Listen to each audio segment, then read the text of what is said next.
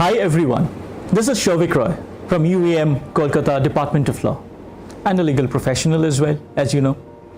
Well, today I just felt that I'll discuss something with you which would probably give you a leeway to commit crimes. Now you must be wondering, this must be exciting, we can go and commit crimes. Well, not exactly. What I'm going to say here is predominantly that what are the defenses we have and through which we can be excused by the honorable court and set free even if we have committed the crime.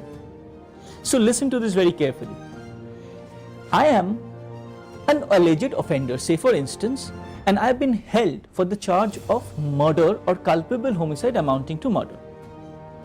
So therefore I will be punished. Culpable homicide amounting to murder, it can go up to death sentence.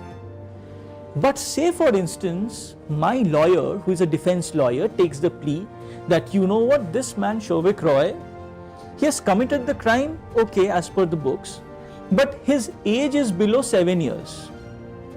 Or he was intoxicated and involuntarily intoxicated. Not voluntarily, Or this man is of unsound mind. He doesn't have a sense of his own. This man doesn't have the understanding of logic and reasoning.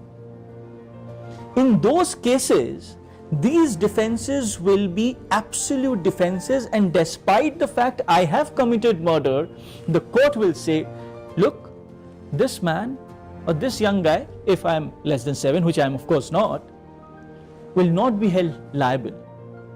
Now, there is this concept of prosecution and defense. Prosecution is the person who prosecutes the criminal, the alleged offender or the alleged criminal. And defense is the person who tries to save that criminal from the clutches and the bounds of law. And in the honorable court of law, it is the big fight between the prosecution and defense. That is where comes in these defenses. If you do something by, say, a mistake of fact can be excused, but mistake of law cannot be excused. There are Latin maxims to that: ignorantia facit doth excuse it. Or for a child who is less than 7 years of age, totally that person can be excused. Why? Because a child less than 7 does not have the sense to know what is murder and what is not a murder. Or somebody compels you to commit a crime. There is a saying that act done by me against my own will is not my act. And if it could be proven in the court of law, the burden of proof is of course with the defense. Then it can be easily put forth that no, this person did it because he was forced to do it. Or for that matter, if you are a doctor or you want to do something with the informed consent of the patient, or you're a teacher and you want to do something for the betterment of the ward or the child or the student, you are doing it in good faith, not bad faith or with a mala fide intent. Can you be held liable? The answer to that is no. These are defenses.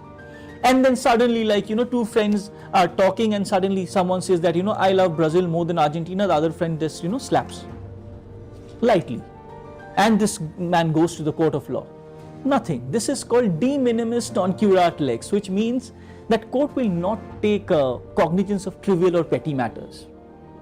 Last but not the least, also let me tell you, when you're exercising your right of private defense, because remember, as a citizen of the country, my friend who are listening to me right now, let me tell you, you have the right, I'm telling you, all of you have the right to protect your own self, your family members, others, and your own property.